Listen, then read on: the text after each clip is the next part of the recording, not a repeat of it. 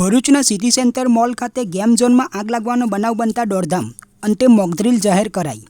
ભરૂચ શહેરમાં મહાત્મા ગાંધી માર્ગ પર આવેલા સિટી સેન્ટર મોલ ખાતે ગેમ ઝોનમાં આગ લાગવાનો બનાવ બનતા દોડધામ મચી ગઈ હતી। આગની જાણ ભરૂચ નગરપાલિકાના ફાયર બ્રિગેડના લાશ્કરોને કરવામાં આવતા તેઓએ તાત્કાલિક ઘટના સ્થળે દોડી આવી આગ પર કાબૂ મેળવી 2 ઇજાગ્રસ્ત લોકોને બહાર કાઢી સારવાર હેઠળ ખસેડ્યા હતા।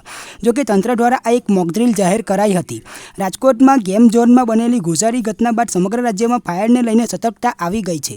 ભરૂચ શહેરમાં આજે ફાયર વિભાગ દ્વારા આગજની જેવી આપત્તિની પરિસ્થિતિમાં કેવી રીતે અસરકારક રીતે કામગીરી કરવી તેની તૈયારી માટે મોક ડ્રીલનું આયોજન કરવામાં આવ્યું હતું।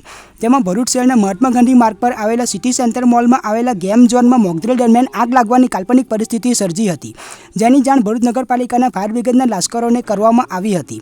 આગની જાણ થતાં જ fire officer Chirag Gadhvi, 2 fire tender અને એમ્બ્યુલન્સ સાથે તાત્કાલિક ઘટના સ્થળ પર દોડી આવ્યા હતા। તેઓએ સ્થળ પર તરત જ રાહત અને બચાવની કામગીરી શરૂ કરી હતી। જોકે તે સમયે ત્યાં ગેમ ઝોનમાં હાજર તમામ લોકોને સલામત રીતે બહાર કાઢી પાણીને મારો ચલાવી આગ પર કાબૂ મેળવ્યો હતો। જ્યારે 2 લોકો ઇજાગ્રસ્ત થયા તેમને સારવાર હેઠળ સિવિલ હોસ્પિટલમાં ખસેડવામાં આવ્યા હતા। જોકે બાદમાં તેમણે મોકડ્રીલનો મુખ્ય ઉદ્દેશ સ્થાનિક નાગરિકો અને સંસ્થાઓને આગજનીની સંભવિત પરિસ્થિતિમાં સતર્ક રહેવા અને તાત્કાલિક પગલાં અંગે જાગૃત કરવાનું જણાવ્યું હતું। ઘટના સ્થળ પર પોલીસ વિભાગ, એમ્બ્યુલન્સ સેવા તથા સ્થાનિક પ્રશાસને પણ સહભાગી બનીને ટકાઉ વ્યવસ્થાપન માટેનો સહકાર આપ્યો હતો।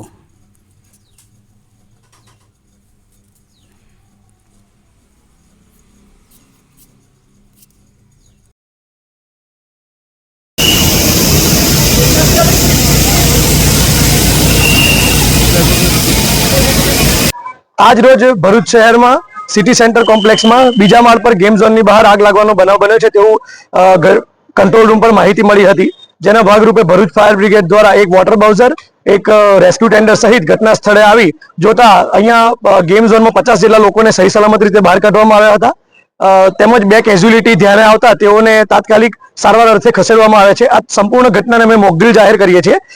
ભરૂચ શહેરમાં આવા જે પણ બનાવો બનતા હોય છે તેઓને પહોંચી વળવા માટે ફાયર વિભાગ સજ્જ છે। સાથે લોકોમાં જાગૃતિ ફેલાય તે હેતુસર આ કાર્યક્રમનું આયોજન કરવામાં આવ્યું હતું। સાથે પોલીસની ટીમ પણ હાજર રહી હતી, તેમજ મેડિકલમાંથી 108માંથી હેલ્થ વિભાગની ટીમ પણ હાજર રહી હતી।